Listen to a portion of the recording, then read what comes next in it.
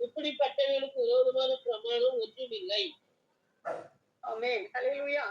இப்படிப்பட்டவைகளுக்கு விரோதமான பிரமாணம் ஒன்றுமில்லை.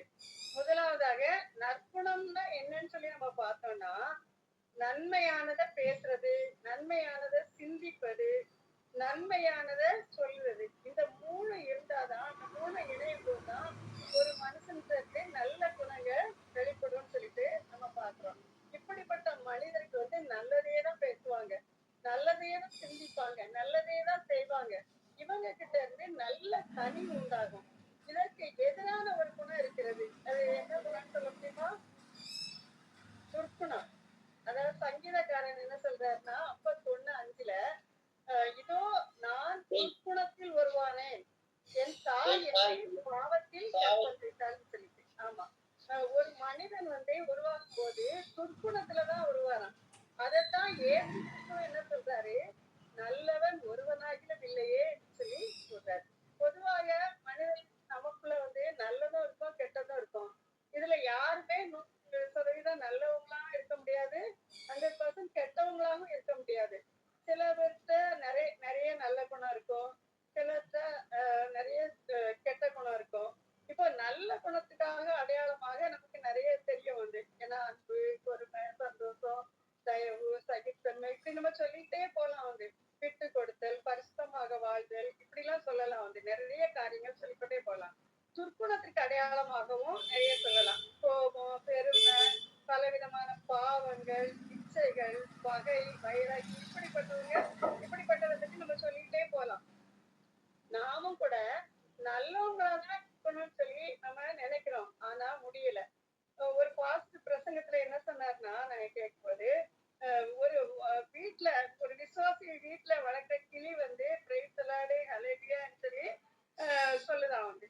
ஆனா மனிதன் வந்து மிருகங்களை, ஐந்தறிவு படைத்த மிருகங்கள், பறவைகளை அதனுடைய குணங்களை மாற்றிறானா. ஆனா ஒரு கணவன் வந்து மனைவியையோ, மனைவி வந்து கணவனையோ மாற்ற முடியவில்லை. எத்தனை ஆண்டுகள் ஆனாலும் அதே முடியல.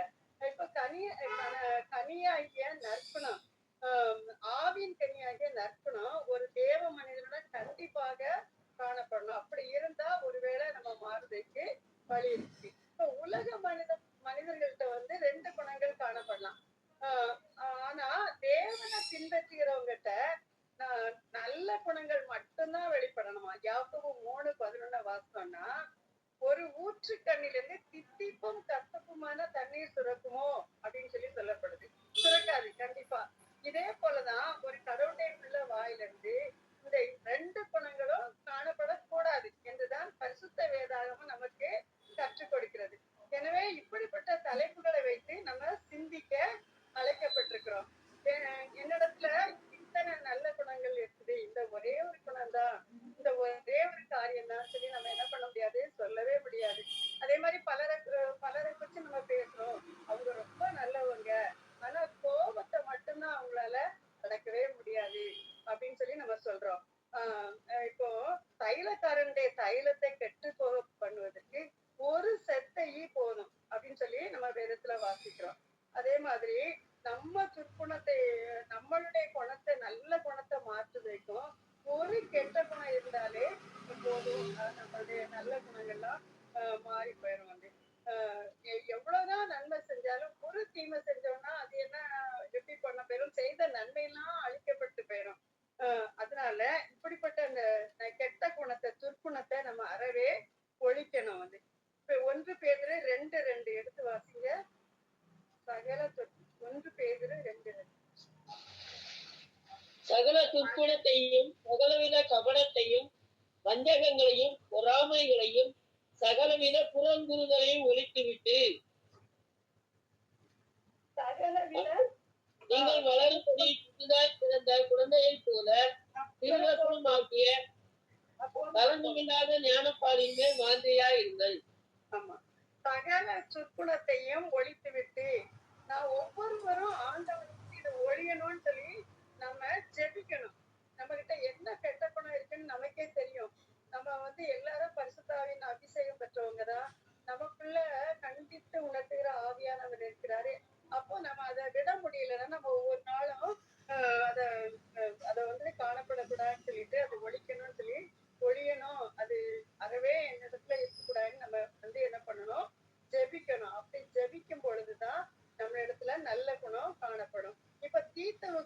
பவுல் எழுதும் போது என்ன சொல்றாருன்னா, தீத்து 3ஆம் அதிகாரம் 3, 4, 5 வாசிங்க. 3 வசனம். ஏனெனில் முற்காலத்திலே நாமும் புத்தியினரும் கீழ்ப்படியாதவர்களும் வழிபற்றி நடக்கிறவர்களும் பலவித இச்சைகளுக்கும் இன்பங்களுக்கும் அடிமைப்பட்டவர்களும் துர்க்குணத்தோடும் பொறாமையோடும் தீவனம் பண்ணுகிறவர்களும் பகைக்கப்படத்தக்கவர்களும் ஒருவரை ஒருவர் பகைக்கிறவர்களுமாய் இருந்தோம். நம்முடைய இரட்டையராகிய தேவனுடைய தயையும் மனுஷன் மேலுள்ள அன்பும் பிரசன்னமான போது 5 படிக்கணுமா? ஆமா. நாம் செய்த நீதியின் கிரியைகளின் நிமித்தம் அவர் நம்மை ரட்சியாமல் தமது இரக்கத்தின்படியே மறுஜென்ம முழுக்கினாலும் பரிசுத்த ஆவியினுடைய புதிதாக்குதலினாலும் நம்மை ரட்சித்தார். ஆமென். ஹல்லேலூயா. இப்போ துர்க்குணத்தில் இருந்த நம்மை அழைத்து ரட்சித்திருக்கிறாரு. எனவே துர்க்குணத்தை அழித்துவிட வேணும்னு சொல்லி சொல்றாரு. இப்போ ஆண்டவரை ஆராதிக்கிற பிள்ளைங்க நம்ம எப்படி ஆராதிக்கணும்னு சொல்லி பவுல் எழுதுகிறார் வந்து. அதாவது புளித்த மாவு வந்து ஒரு வீட்டுல இருக்கவே கூடாதான். புளித்த மாவு துர்க்குணத்தை காட்டுகிறேன்னு சொல்லி நம்ம பார்க்கிறோம். 1 கொரிந்தியர் 5:8 படிச்சோம்னா 1 கொரிந்தியர் 5:8. ஆதலால் பழைய புளித்த மாவோடே அல்ல, துர்க்குணம் பொல்லாப்பு என்னும் புளித்த மாவோடும் அல்ல, துப்புரவு உண்மை என்னும் புளிப்பில்லாத அப்பத்தோடே பண்டிகையை ஆசரிக்க கடவுள்.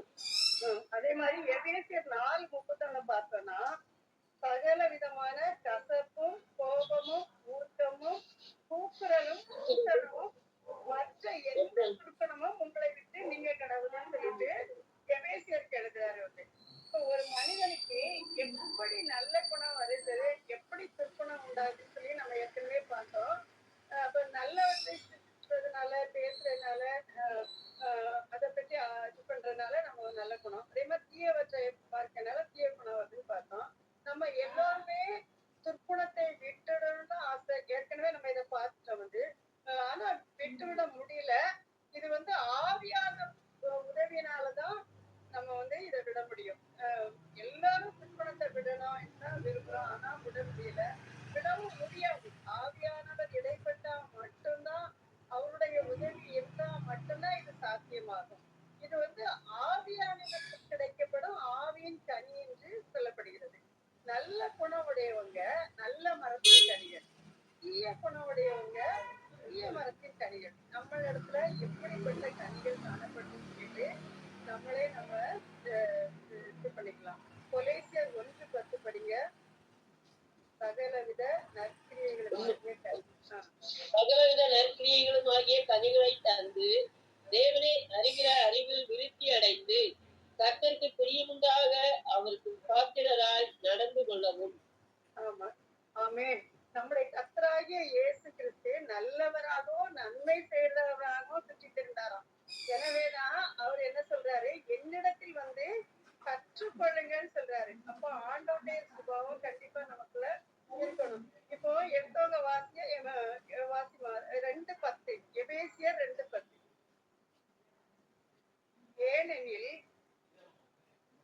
ஏனெனில் நற்கிரியைகளை செய்கிறதற்கு நாம் கிறிஸ்து இயேசுவுக்குள் சிருஷ்டிக்கப்பட்டு தேவனுடைய செய்கையாக இருக்கிறோம். அவைகளில் நாம் நடக்கும்படி அவர் முன்னதாக அவைகளை ஆயத்தம் பண்ணி இருக்கிறார். அப்போஸ்தலனாகிய பவுல் வந்து எபேசியருக்கு எழுதும்போது என்ன சொல்றாருன்னா, ஏனெனில் நற்கிரியை செய்வதற்கு நாம் கிறிஸ்து இயேசுவுக்குள் சிருஷ்டிக்கப்பட்டு தேவனுடைய செய்கையா இருக்கிறோம். கர்த்தருக்கு ஸ்தோத்திரம். நாம் கிறிஸ்து இயேசுவுக்குள் சிருஷ்டிக்கப்பட்டிருக்கோம். அது ஆதாம் ஏவாளின் சிருஷ்டிப்பு அந்த நிகழ்வு மாத்திரம் அல்ல, இதுக்கு மாறாக ரட்சிப்பை குறிக்கிறது. தேவன் நமக்காக ரத்தம் சிந்தினதை குறிக்குது. நம்ம நீதிமான்கள் ஆக்கப்பட்டது இவற்றெல்லாம் இது வந்து காண்பிக்கிறேன்னு சொல்லி பாக்குறோம். நம்ம வந்து கிருபையினாலே விசுவாசத்தை கொண்டு புது சிருஷ்டியா ரட்சிக்கப்பட்டதையும், இது நம்மளால உண்டானதல்ல, தேவனுடைய ஈவு என்பதையும் காட்டுகிறது. நம்ம வந்து நற்கிரியைகளை செய்வதற்கென்றே சிருஷ்டிக்கப்பட்டவங்க. இப்ப எபேசியர் 2:8-9 எடுத்து வாசோம்னா, எபேசியர் 2:8 விசுவாசத்தை கொண்டு ரட்சிக்கப்பட்டீர்கள். இது உங்களால் உண்டானதல்ல, இது தேவனுடைய ஈவு. ஒருவரும் பெருமை பாராட்டாதபடிக்கு இது கிரியைகளினால் உண்டானதல்ல. ஆமென். ரட்சிப்பு நம்மளால உண்டானதில்லை. இது தேவனுடைய ஈவு. ஹalleluya. இது நம்முடைய பரிசுத்தமோ, புண்ணியமோ, முயற்சியோ, நம்முடைய செயல்படுதலாலே எதிலுமே இது கிடையாது. முற்றிலும் இது கர்த்தருடைய ஈவு. இதற்கு முதல் காரணம் நம்முடைய விசுவாசம். அவருடைய கிருபையினாலே விசுவாசத்தை கொண்டு ரட்சிக்கப்பட்டிருக்கோம். இது தேவனுடைய ஈவு. ஒருவரும் பெருமை பாராட்டாதபடிக்கு கிரியையினால் உண்டானதல்ல, கிருபையினால் உண்டானது. நாம் நற்கிரியை செய்வதற்கென்றே கிறிஸ்து இயேசுவுக்குள் சிருஷ்டிக்கப்பட்டு தேவனுடைய செய்தியா இருக்கிறோம். நாம் நற்கிரியைகளை செய்வதற்கென்றே அப்படியே செய்ய இருக்கோம் சொல்லி, அதற்காக தான் நம்ம சிருஷ்டிக்கப்பட்டிருக்கோம் சொல்லி நம்ம பார்க்கிறோம். நற்கிரியை என்பது ஆண்டவருடைய குணாதிசயம் சொல்லி நம்ம பார்த்தோம். மத்தேயு 19:16-17 வாசிச்சோம்னா, ஒருவன் என்ன சொல்றான், நல்ல போதகரே, நித்திய ஜீவனை பெற்றுக்கொள்ள நான் என்ன செய்யணும் அப்படின்னு சொல்லி கேக்குறான். இயேசு கிறிஸ்து என்ன சொல்றாரு, நீ என்ன நல்லவன் சொல்வானே, தேவனை தவிர நல்லவன் ஒருவனும் இல்லையே அப்படின்னு சொல்லி சொல்றாரு. ஏன்னா நம்ம பாவங்கள் செய்து தேவ மகிமையை அற்றவர்களாக சொல்லி நம்ம பார்க்க முடியும். நம்முடைய நீதி அழுக்கான சந்தை அப்படின்னு சொல்லி சொல்லப்பட்டிருக்குது. மனுஷனை பற்றி சொல்லும் போது நல்லவன் ஒருவனும் இல்லைன்னு சொல்லிதான் ஆண்டவராகிய இயேசு கிறிஸ்துவே சொல்லும் போது இயேசு கிறிஸ்துவே சொல்றாரு. இப்ப சங்கீதம் 119:68 படிச்சோம்னா, தேவரீ நல்லவரும் நன்மை செய்கிறவருமா இருக்கு, உமது பிரமாணங்களை எனக்கு போதும் என்று சங்கீதக்காரன் ஜெபிக்கிறதை நம்ம பார்த்தோம். நம்ம நற்கிரியை செய்யறதுக்கே தேவனுடைய செய்யா இருக்கிறோம்.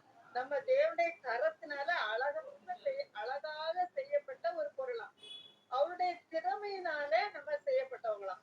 அதனாலதான் அவர் சூரனித்தியால பார்த்து என்ன சொல்றாரு, என் பிரியமே நீ ரூபவதி, நீ பழுவென்று நில்லுன்னு சொல்லி சொல்றாரு. இப்ப நம்ம தேவனுடைய செய்கையா இருக்கிறோம். அதாவது தேவனுடைய கைவேலையா இருக்கிறோமா. ஒரு சிற்பி எப்படி சிலையை செதுக்கிட்டு அதை ரசிச்சு பார்த்திருப்பாரு இல்லையா. நம்ம கூட சில நேரங்கள ஏதாவது செஞ்சுட்டோம்னா, ஐயோ இது என்னால செய்யப்பட்டுன்னு சொல்லி நம்ம ரொம்ப அதை பாக்குறோம். அப்ப ஆண்டவர் நம்மளை எப்படி ரசித்து, அம்மா சொல்ற மாதிரி ரசித்து ருசித்து எல்லாத்தையும் அவ்வளவு அழகா பண்ணிருப்பாங்க. இன்னும் அவங்க இதை பற்றி சொல்லணும்னா இன்னும் அருமையா சொல்லுவாங்க. மூலமொழியான கிரேக்கத்திற்கான செய்யப்பட்ட பொருள் அல்லது தலை சிறந்த கலைப்படைப்பு அப்படின்னு சொல்லி சொல்லப்பட்டிருக்கு, பொருள்பட்டிருக்கு. இது எனவே நம்ம கடவுளுடைய தலை சிறந்த கைவண்ணமா. அது மட்டும் இல்ல, படைச்சவர் விட்டாரா, அவருடைய சுவாசத்தையே நம்ம நாட்டில ஊதி அவரை போலவே நம்ம இருக்கணும்னு சொல்லி அவர் நம்மள செலக்ட் பண்ணியிருக்காரு. அவர் அழகாகவும் திறமையாகவும் நற்கிரியைகளை செய்வதற்காகவே உருவாக்கியிருக்கிறார். இதை பார்க்கும்போது ரொம்ப சந்தோஷமா இருக்குது. ஒவ்வொருவரும் நம்ம முகத்தை பார்த்தோம்னா, நம்மளுடைய ஒவ்வொரு உறுப்புகளை பார்த்தோம்னா, ஆண்டவர் எவ்வளவு நேர்த்தியா நம்மளை சிருஷ்டிச்சிருக்கிறாரு இல்லையா. கர்த்தருடைய நாமம் மகிமைப்படுவதாக. அதெல்லாம் பர்னபாவை குறித்து பவுல் என்ன சொல்றாருன்னா, அப்போஸ்தலர் 11:24 வாசிச்சோம்னா, அவன் நல்லவனும் பரிசுத்த ஆவியினாலும் விசுவாசத்தினாலும் நிறைந்தவனுமாய் இருந்தான். ஆமென். அநேக ஜனங்கள் கர்த்தரிடமாய் சேர்க்கப்பட்டார். ஆமென். கர்த்தர் நம்மளை ரட்சித்தது நல்ல குணமுடையவர்களாக வாழ்வதற்காகவும் அநேகரை கர்த்தரிடத்தில் சேர்ப்பதற்காகவும் தான். இதை நம்ம அடிக்கடி மறந்து போறோம். 3 யோவான் 11வது வசனத்தை படிச்சோம்னா, பிரியமானவனே நீ தீமையானதை பின்பற்றாமல் 11 நன்மையானதை பின்பற்று. நன்மை செய்கிறவன் தேவனால் உண்டாயிட்டான், தீமை செய்கிறவன் தேவனை காணவில்லை. ஆமா, நன்மை செய்கிறவன் தேவனால் உண்டாயிட்டான், தீமை செய்கிறவன் தேவனை காணவே இல்லையா. உலக மக்களுக்கும் நமக்கும் ஒரு வேறுபாடு இருக்குது. ஆண்டவர் நம்ம ரட்சித்ததை மற்றவங்களுக்காக தான். இப்போ ஒரு வாழை மரம் இருக்குன்னா, ஒரு மாமரம் இருக்குன்னா, அதனுடைய கனிகள், அதாவது மரத்தினுடைய கனிகள், என்ன மரங்கள் கனி கொடுக்கிற மரங்கள்லாம் அதனுடைய கனிகள் தான் மற்றவங்களுக்காக. அதே போல ஆண்டவர் நம்மளை ரட்சித்தது, அபிஷேகித்தது, இந்த ஆவியின் கனிகளை கொடுப்பது மற்றவங்களுக்காக தான். அதனால அதற்காக தான் ஆண்டவர் நம்மளை ரட்சிக்கப்பட்டிருக்கோம்னு சொல்லி நம்ம சொன்னோம்னா நம்ம ரட்சிக்கப்பட்டிருக்கோம் என்றால் ஆவியின் 9 கனிகளும் கண்டிப்பாக இருக்கணுமா. அதற்காக தான் தேவன் நம்மை உருவாக்கி இருக்கிறார் சொல்லி ரோமர் 15:14 படிங்க. ரோமர் 15:14 அடுத்து எபிரேயர் 10:25. 15:14. என் சகோதரரே, நீங்கள் நற்குணத்தினால் நிறைந்தவர்களும் சகல அறிவினாலும் நிரப்பப்பட்டவர்களும் ஒருவருக்கொருவர் புத்தி சொல்ல வல்லவர்களுமாய் இருக்கிறீர்கள் என்று நானும் உங்களை குறித்து நிச்சயித்திருக்கிறேன். நாம் ஒருவருக்கொருவர் புத்தி சொல்லணும். எபிரேயர் 10:25. ஹல்லேலூயா, ஹல்லேலூயா, ஹல்லேலூயா, ஹல்லேலூயா. சபை கூடி வருதலை சிலர் விட்டு விடுகிறது போல நாமும் விட்டு விடாமல் ஒருவருக்கொருவர் புத்தி சொல்ல கடவோம்.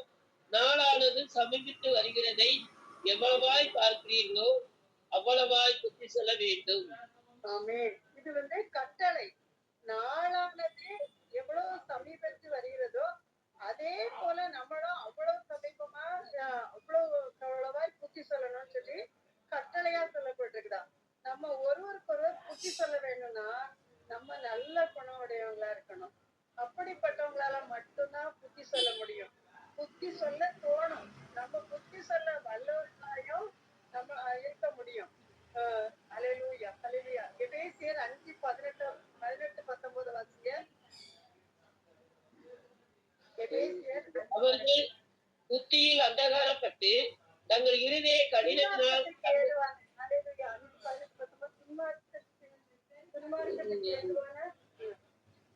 அன்றையும் நீங்கள் மீட்கப்படும் நாளுக்குண்டா. அப்ப நான் தப்பா எடுத்துருக்கேன்னு நினைச்சேன்.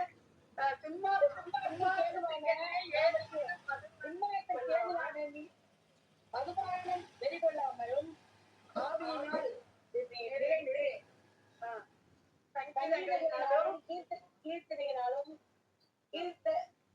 கீர்த்தனையினாலும் ஒருவருக்கொருவர் புத்தி சொல்லிக் கொண்டு உங்கள் இருதயத்தில் கர்த்தரை பாடி கீர்த்தனை பண்ணி. ஆமென், ஹல்லேலூயா. ஒவ்வொருவரும் கர்த்தருடைய பிள்ளைகளும் நற்குணம் நிறைந்தவர்களாக ஒருவருக்கொருவர் புத்தி சொல்லிக்கொண்டு இருக்கணும். ஆவியானவரால் நடத்தப்பட்டவங்களாகவும் நம்ம இருக்க முடியும். 5:9 படிச்சோம்னா ஆவின் கனி சகல நற்குணத்திலும் நீதியிலும் உண்மையிலும் விளங்கும் சொல்லி எபேசியர் 5:9 நம்ம பார்க்க முடியும். ஆவின் கனி சகல நற்குணத்திலும் நீதியிலும் உண்மையிலும் விளங்குமா. நற்குணத்தில் ஆவின் கனி வெளிப்படுகிறது. நற்குணத்துலதான் ஆவின் கனி வெளிப்படுகிறது சொல்லி சொல்லப்பட்டது.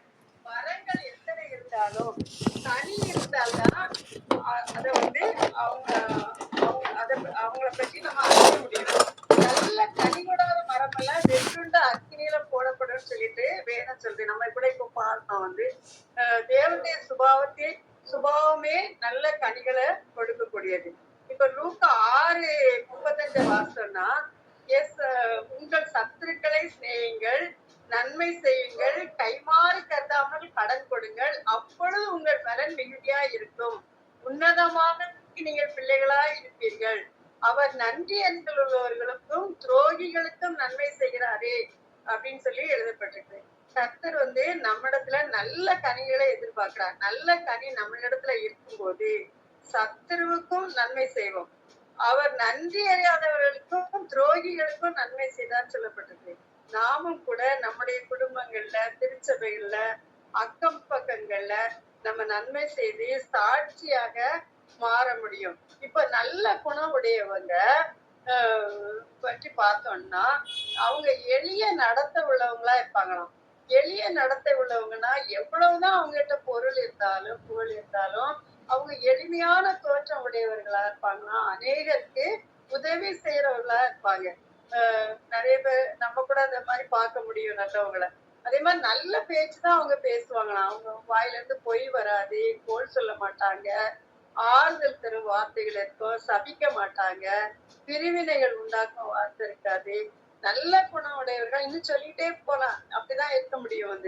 அவங்க நன்றி அறிஞர்களும் அவர் அப்படின்னு சொல்லி அதே மாதிரிதான் நம்மளே இருக்கணும். நல்ல குணம் உடையவர்களா அவர் இயேசு கிறிஸ்து நன்றி அறியாதவர்களுக்கும் துரோகிகளுக்கும் நன்மை செய்யறாராம். அவர் நமக்கும் எவ்வளவோ நன்மை செஞ்சிருக்காரு. நம்ம அவற்றுக்கெல்லாம் நம்ம நன்றி உள்ளவங்களா இருக்கிறோமான்னு பார்த்தோம்னா இல்லவே இல்லை. அவர் செய்த நன்மைக்கு அளவுக்கு நம்ம நன்றி உள்ளவங்களா நம்ம இல்லை. அவர் துரோகிக்கும் நன்மை செய்திருக்கிறாரு. நற்குணம் என்கிற கனி நம்மிடத்துல காணப்பட்டால் நம்மளும் துரோகிகளுக்கும் நன்மை செய்கிறவர்களாய் மாறுவோம்னு சொல்லி நம்ம பார்க்க முடியும். அப்போ நற்கிரியை செய்வதற்கென்றே அவர் நம்மளை உருவாக்கிறார். நம்ம எபேசியர் 2ல வாசித்தது போல நற்கிரியை செய்வதற்கென்றே கிறிஸ்து இயேசுக்குள் சிருஷ்டிக்கப்பட்டிருக்கிறோம், தேவனுடைய செய்கையா இருக்கிறோம்னு சொல்லி நம்ம பார்த்தோம். ஆதி மனிதன் சாயலில் தேவ குணத்தில் சிருஷ்டிக்கப்பட்டவன், நன்மை செய்பவன். அவன் அந்த பழைய ஆதாம் அந்த மகிமையை என்ன பண்ணிட்டாரு, இழந்துட்டாரு பாவம் செய்து. அவன் இழந்த மகிமையை சரி செய்யதான் ஆண்டவராகிய இயேசு கிறிஸ்து 2ஆம் ஆதாமாக வெளிப்பட்டு நம்மை ரட்சித்ததன் நோக்கம் நற்கிரியை செய்வதற்காக தான். அடுத்தபடியா 2ஆவதாக பரிசுத்த ஆவியை ஊற்றியதன் நோக்கம் பரிசுத்த ஆவி உள்ளவர்களிடத்தில் பரிசுத்த ஆவியின் கனி கண்டிப்பாக இருக்கணும்னு சொல்லிதான் நம்மள ஆவிய கனியை நமக்கு கொடுத்திருக்கிறாரு. நம்முடைய கனிகளால் தான் எப்படிப்பட்டவர்கள் சொல்லி அறிய முடியும் அப்படின்னு சொல்லி நம்ம பார்த்தோம்.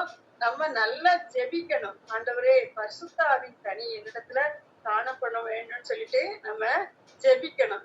ஆவில் நிரம்பி இருக்கணும், எப்போ நற்குணத்துல நிரம்பி இருக்கணும். நற்குணத்தில நிரம்பும் போதுதான் சபையில போதித்தல், புத்தி சொல்லுதல், இப்படிப்பட்ட காரியங்கள். சபைன்னா திருச்சபை மட்டும் இல்ல, நம்ம நல்ல 4 பேர் கூடுற இடத்துல, வீடுகள்ல கூட எல்லா இடத்துலயுமே அந்த மாதிரி மற்றவங்களுக்கு போதிக்கிறது, புத்தி சொல்றது வரும். எப்பவுமே ஆவில நிரம்பி இருக்கணும், நற்குணத்துல நிரம்பி இருக்கணும். இப்போ அப்போஸ்தலர் 17:11 வாசித்தீங்கன்னா, அப்போஸ்தலர் 17:11